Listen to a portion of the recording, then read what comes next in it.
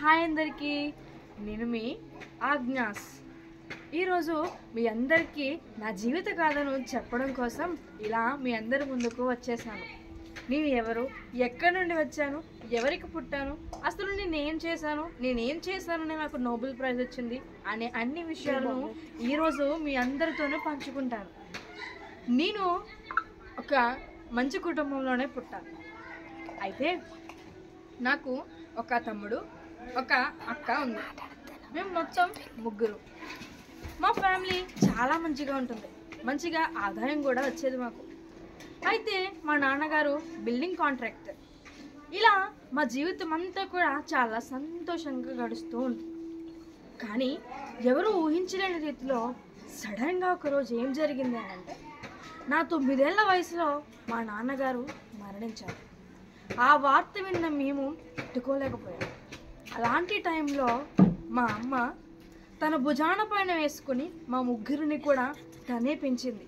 ఎంతో కష్టపడింది, మమ్మల్ని ఆమె పెంచింది. అయితే ఆమె మాకు ఎప్పుడూ చెబుతూ ఉండేది ఏంటంటే, మీరు మంచిగా బ్రతకండి అని చెప్పి. మమ్మల్ని ముగ్గురిని కూడా సైన్స్ చర్చ్ అనే ఒక స్కూల్లో జాయిన్ చేశారు. అప్పుడు నాకు 12 ఏళ్ల వయసు. ఇలా ఉంటున్నప్పుడు ఒకానొక రోజున మా ఫాదర్ గారు వేరే పని మీద వేరే ప్రదేశానికి వెళ్ళారు. వచ్చిన తర్వాత నేను మా ఫాదర్ గారిని ఇలా అడిగాను, ఏమంటే ఫాదర్ మీరు ఎక్కడికి వెళ్ళారు అని అడిగాను. అప్పుడు ఫాదర్ గారు వచ్చి, నేను ఇక్కడే కోల్కతాకు వెళ్ళానమ్మా అన్నారు. ఫాదర్, కోల్కతా ఎక్కడుంది ఫాదర్ అని నేను అడిగితే ఆయన అన్నారు, తల్లి ఇండియాలో ఉన్న గొప్ప ప్రదేశమైన కోల్కతాకు నేను వెళ్ళాను అన్నారు. అప్పుడు నేనేం చేశానంటే, నాకు వచ్చిన ఆలోచనని మా ఫాదర్ గారితో చెప్పాను. నాకు వచ్చిన ఆలోచన ఏంటంటే, ఫాదర్ నేను ఎలా అయినా ఆ ప్రదేశానికి వెళ్ళి మంచిగా సేవ చేయాలి, నాకు ఈ ఆలోచన వచ్చిందని వెంటనే ఫాదర్కి చెప్పాను. వెంటనే ఆయన ఏమన్నారంటే, తల్లి నీకు ఒక గొప్ప ఆలోచన వచ్చింది, దానిని నువ్వు ముందుకు తీసుకువెళ్ళు, నేను నీకు సహాయం చేస్తాను అని అన్నారు. ఇలా ఉంటున్నప్పుడు నేను ఎలా అయినా ప్రదేశానికి వెళ్ళాలి అని చెప్పి ముందుకు వెళ్తూ ఉన్నాను.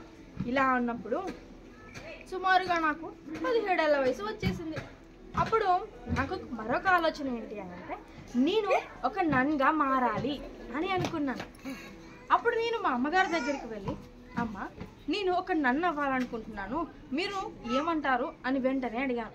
మా అమ్మ, తల్లి నీ చేతిని ఆ దేవుని చేతి పైన పెట్టి నీ ఆలోచనలన్నిటినీ కూడా ఆ దేవునికి ప్రార్థించు, ఖచ్చితంగా ఆయనే నీకు మార్గాన్ని చూపిస్తారు, ఆయన ఏం చెప్తే అదే చేయని చెప్పారు.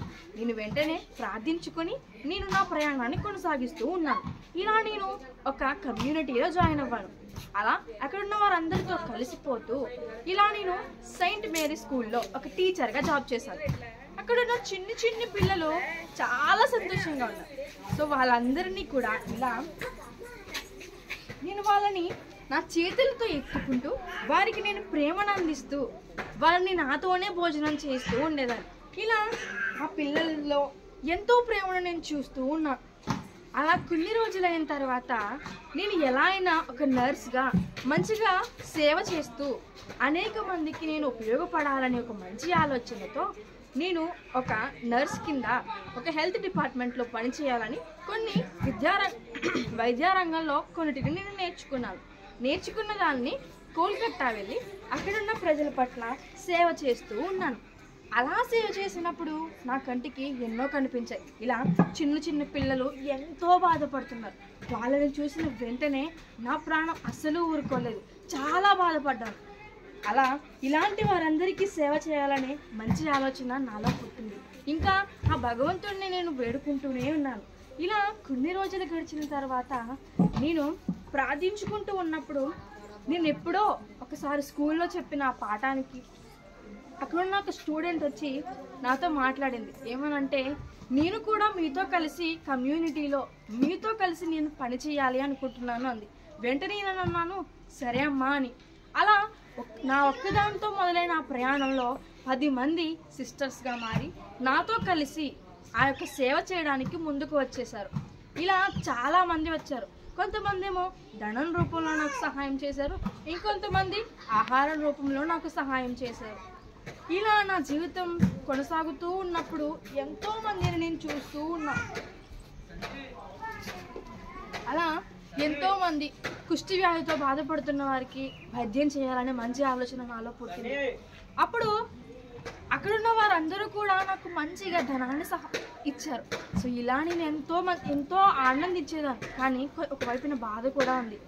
అప్పుడు నాతో వచ్చిన ఆ 10 మందిలో కూడా వారికి ఏమైనా ఆస్తి ఉందా, ఇప్పుడు నేను వారికి ఏమైనా ఇస్తున్నానా అంటే ఏమీ లేదు.